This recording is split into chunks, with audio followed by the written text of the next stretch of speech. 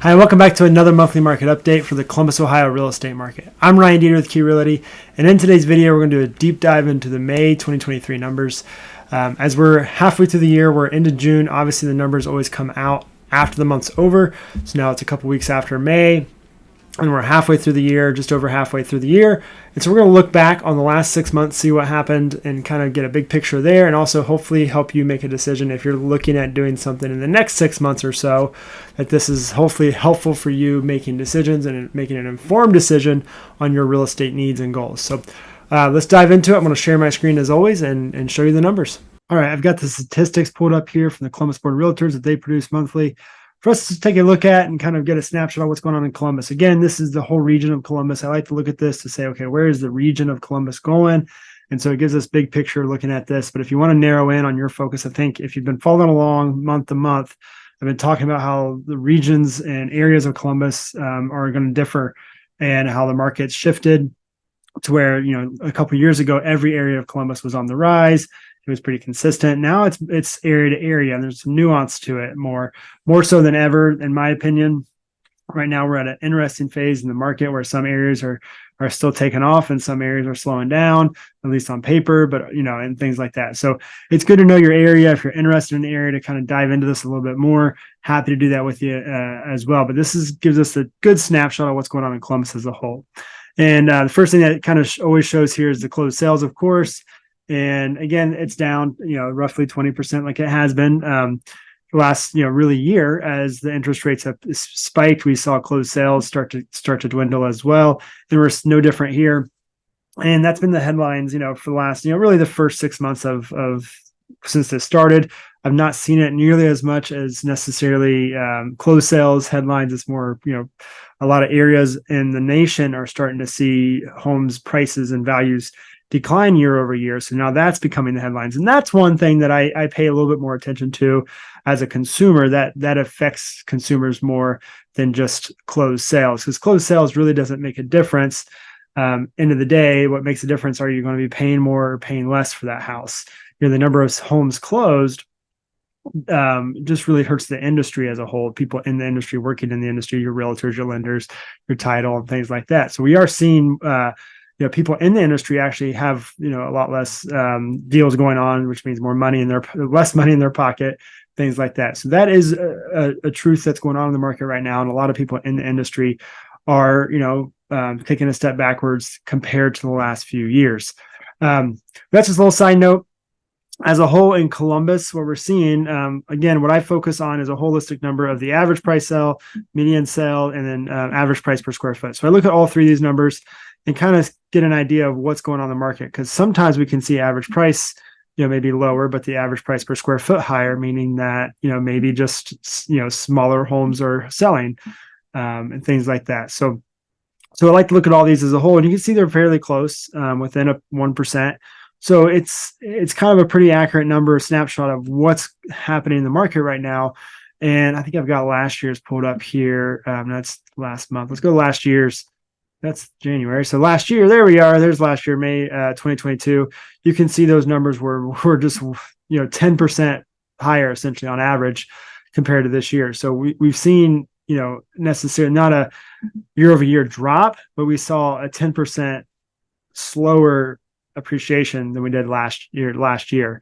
And so that is a significant number. We're seeing things slow down, which is not the worst thing for this market. Honestly, things have grown so quick, and when that happens, affordability is always going to be an issue. And so seeing a slower growth is good for buyers, good for people who, are trying to save up and save for a down payment and to buy their home, especially their first home, where they're not getting the equity there. And so this is helpful for those buyers. So that's a good sign for you buyers that are renting right now, trying to save up to buy a house. Seeing that slower growth is good. Now, will that continue?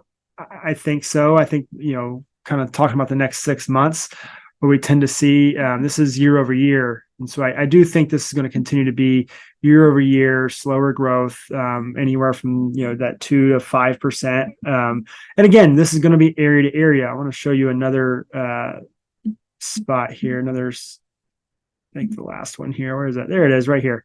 Nope, just kidding. There it is. This is what I'm looking for. So So this shows us, area to area, year over year. This is your average price per square foot, median sell. They don't have average square foot, but they have average and median. And you can see here, if you look really close, let me see if I can zoom in to these areas. It's going to be, there's a 2%, 12%, minus 25%, plus 18. So they're just all over the board now, instead of consistently being one way or the other. Like a couple years ago, these were all at least in the pluses. There was hardly any minuses in the areas. And you can see, like, Bexley, for example, had plus 12, Big Walnut somehow minus 25.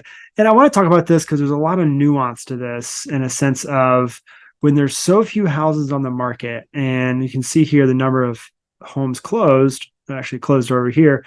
So you can see the number of homes closed, when there's only 23 homes closed, and you have, a couple of those that are, better, homes, better conditions, better locations, things like that, that can really skew the numbers in one way or the other. And the opposite's also true. If you have a couple homes that hit the market that are just complete junk and maybe need tore down, that can really skew the numbers in the other way. So when the numbers are lower, then all of a sudden, that's where we see, these one or two houses can make a difference in that.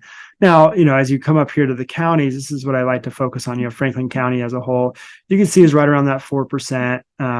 This is, Fayette County's at 20%. So, there's some other counties, further outside Columbus that are seeing a little bit of a slowdown. Then you see, Hocking is up almost 20%, which is not surprised there. So it's kind of on average, again, we're looking, kind of on that average price point, going back to that 3 to 5% is kind of a fair number. But again, it's going to depend on the area, looking at what really matters and the price points. As we see, average price points, when I say average, this is an average, obviously price point for Columbus, but even other areas, that lower price point is still going to be very competitive. Whenever there's, decent homes under the average price point, those are going to be the most competitive homes. And because there's more buyers for those homes. Anytime you have, more buyers, and, there's going to be just more demand for that, causing prices to continue to increase faster. So just something to consider. The other things we're seeing just on average, kind of, slow down on original price received, but we're still seeing well over 100% of the original price received. So when you're talking about, like, we're seeing slower growth, but this is still an extreme seller's market. And realtors are still pricing things accordingly. They're still pricing things fair. We're not seeing a ton of homes that are just being priced astronomically high and then have to negotiate, well below what the list price is. Realtors have caught on that the best way to advertise a house and market a house and get the most money for your house and the best terms is still to price your house reasonably on what makes sense on paper, compared to what's sold in the neighborhood. Now, we're still seeing people overprice things, and we see this more often in the summer as the spring market hit, and we start to see things kind of get stale. But sellers. So what happens? Let me show you this chart here. What happens is, the spring takes off, and the sellers think that it's going to continue to go this direction for forever. And so a couple months goes by, and they see Joe's house down the street sold for this at the peak of the market.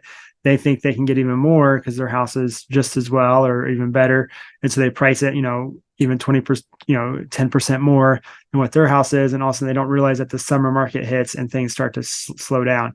Columbus does have a cycle, as you can see here. The last 10 years, it's been true.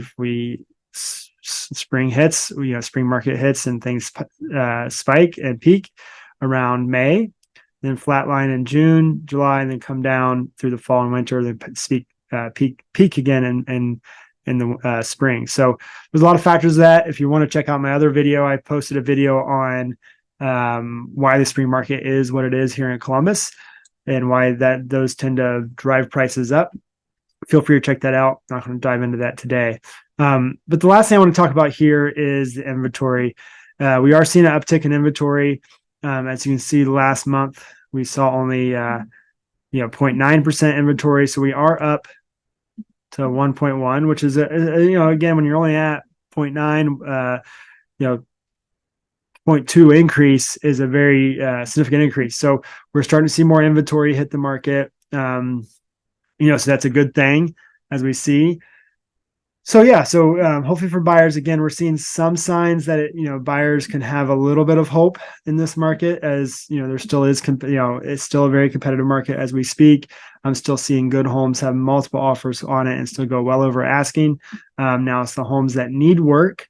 If you're willing to do a little bit of work, if you're willing to find a home that needs a lot of cosmetic updates, then you can find deals. You can find homes that are aren't flying off the shelf, and maybe able to negotiate and get those for a better price than what it's advertised.